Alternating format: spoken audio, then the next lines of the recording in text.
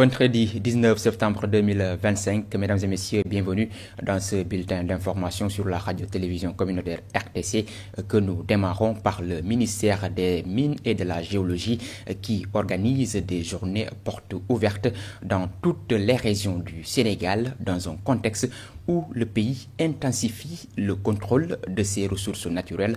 Objectif, sensibiliser les populations et encadrer les exploitations. À Diourbel, le ton est donné pour concilier activité minière et respect de l'environnement. Babacar Sall. Dans le prolongement des missions d'audit administratif et physique, le ministère des Mines et de la Géologie a lancé une série de journées portes ouvertes à travers toutes les régions du Sénégal. L'objectif ?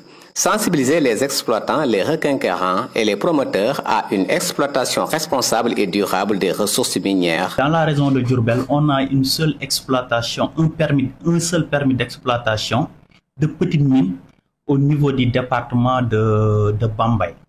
C'est une exploitation de phosphate. À l'issue de ces journées, le ministère se veut ferme. Toute exploitation non conforme disposera d'un délai de 60 jours pour se régulariser. La majorité de ces carrières ne sont pas en règle, surtout les carrières qui sont au département de Mbacké.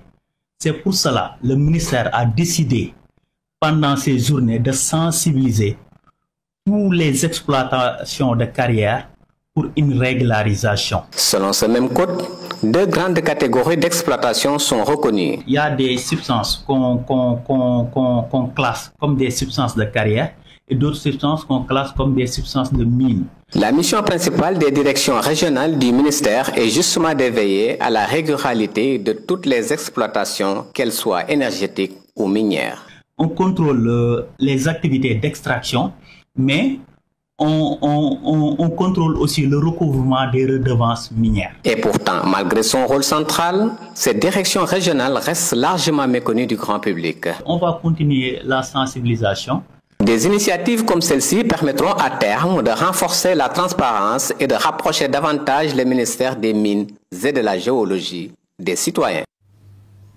Babacar Sall, la divagation des animaux